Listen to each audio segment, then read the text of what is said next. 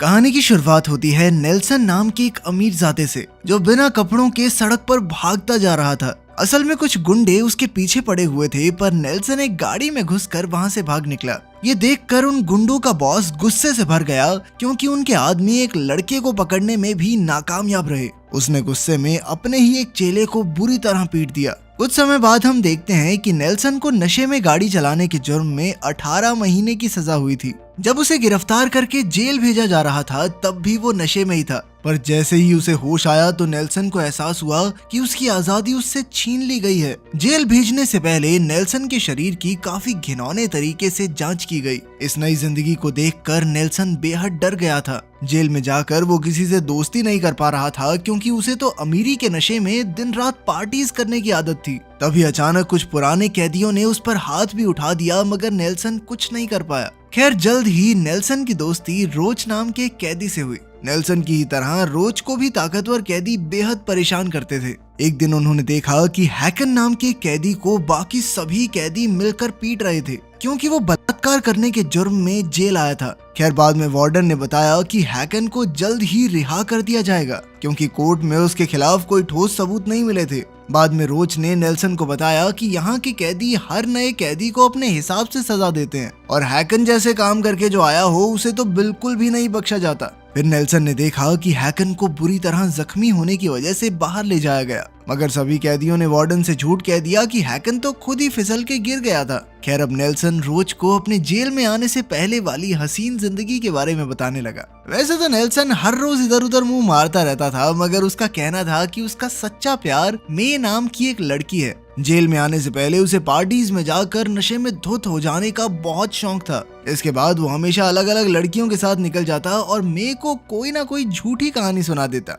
Nelson ने बताया कि उसकी चमचमाती गाड़ी को देखकर सभी लड़कियां दीवानी हो जाती हैं। उस रात भी वो नशे में गाड़ी चलाते हुए एक लड़की के साथ था, जब उसने एक बूढ़ी औरत पर गाड़ी चढ़ा दी। और तो और उस औरत की मदद करने की बजाय नेल्सन गाड़ी लेकर भाग निकला। जल्द ही पुलिस को इसकी खबर मिली तो उन्होंने मौका वारदात पर पहुंचकर नेल्सन को गिरफ्तार कर लिया। वो अब भी नशे में धुत था, इसीलिए उसकी माँ को वहां बुलाया गया। उसकी माँ को भी नेल्सन के किए जुर्म से ज्यादा उसकी तबीयत की चिंता हो रही थी। उनका परिवार बेहद अमीर था, इसलिए उसकी माँ ने कैसे भी करके अपने बेटे को जल्द से जल्द रिहा करवाने का फैसला किया। खैर, 2 दिन बाद नेल्सन ने अपने वकील के कहने पर अपना गुनाह कबूल कर लिया और उसे 18 महीने जेल की सजा सुनाई गई। अब नेल्सन जेल में रहकर वहाँ के तौर तरीके सीख रहा था। हर रोज उन्हें एक ही समय पर खाना पीना और सोना पड़ता था। फिर उसे पता चला कि इस जेल में सिगरेट को पैसों की तरह इस्तेमाल किया जाता है। एक दिन जब नेल्सन कपड़े धोने जा रहा था तो अचानक उसकी तबीयत खराब हो गई और वो उल्टी करने लगा। तब अंकल डैड नाम के एक बूढ़े कैदी ने उसे 2 सिगरेट्स उधार दी, ताकि वो सिगरेट पिए और गार्ड्स उसे किसी और कमरे में भेज दें।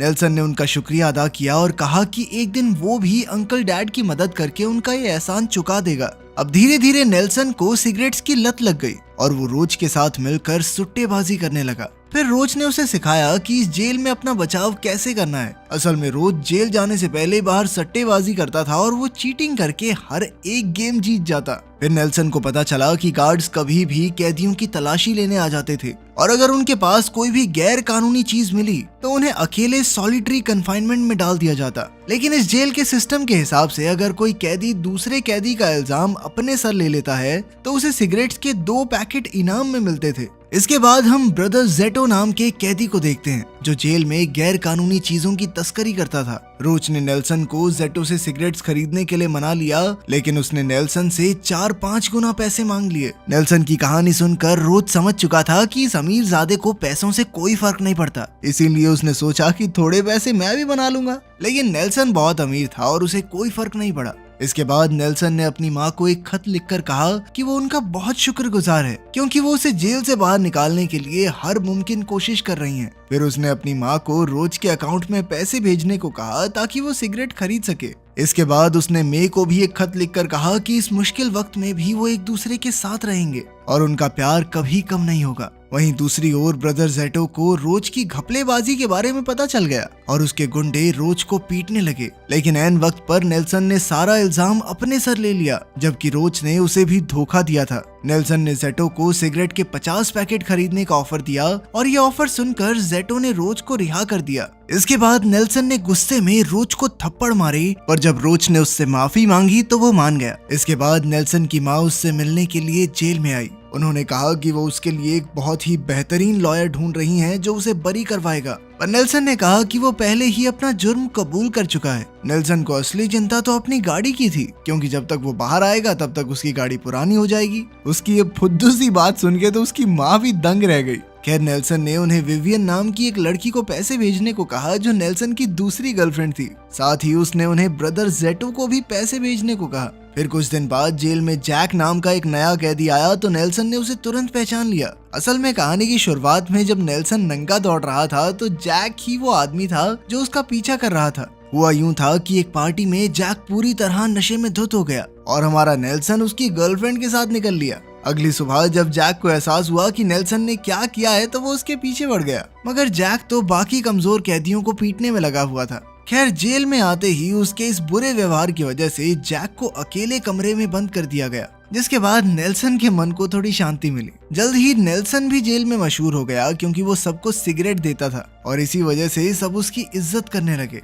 अब वो अपनी पसंद का खाना खाता और बिना किसी चिंता के अकेला नहाता। और तो और उसने अपने काम करने के लिए कुछ कैदियों को अपना नौकर भी बना लिया था। कुछ दिन बाद जब जैक वापस आया तो उसने अपने हॉल के लीडर पर जानलेवा हमला करके उसके दांत तोड़ डाले। उस दिन के बाद से जैक खुद ही वहाँ का लीडर बन गया और उसके खिलाफ खड़े होने की हिम्मत भी किसी में नहीं थी। इधर नेल्सन बास्केटबॉल खेलने लगा था, जिसका वो काफी अच्छा खिलाड़ी भी था। एक दिन जैक और नेल्सन की टीम्स के बीच मुकाबला चल रहा था। नेल्सन को पूरा यकीन था कि इस बार तो जैक उसे पहचान ही लेगा, मगर नेल्सन का हेयर स्टाइल बदलने की वजह से जैक उसे पहचान नहीं पाया। खैर, बाद में नेल्सन ने अपने दो नौकरों को मे और विवियन के लिए खत लिखने के लिए बुलाया, मगर उन्होंने खत में लड़कियों को एक दूसरे के बारे में बता दिया। उधर जैक से मिलने उसके अंकल आए और उन्होंने पता लगा लिया था कि जिस आदमी को जैक ढूंढ रहा है वो है कहाँ। आज क्योंकि नेल्सन का जन्मदिन था तो उसने सभी के लिए दावत रखी थी। अंकल, डैड और ब्रदर जेटा काफी खुश हुए, पर उधर जैक ने हंगामा शुरू कर दिया था। जल्द ही गार्ड्स ने जैक को पकड़कर अपने कमरे में भेज दिया।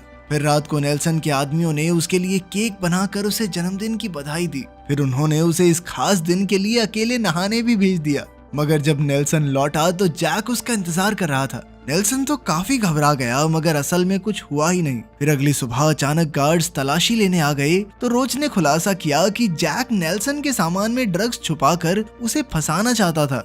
असल में रोज पर जैक की सिगरेट्स का उधार था, इसीलिए आज जैक ने उसे नेल्सन को फंसाने के लिए कहा, मगर अपने ही दोस्त को फंसाने के लिए रोज का दिल नहीं माना। आखिरकार जैक और रोज को सॉलिटरी कन्फाइनमेंट में बंद कर दिया गया और इधर नेल्सन को अपने दोस्त रोज की याद आ रही थी। जब रोज वापस आया तो उन दोनों ने अपने परिवार के बारे में बात की।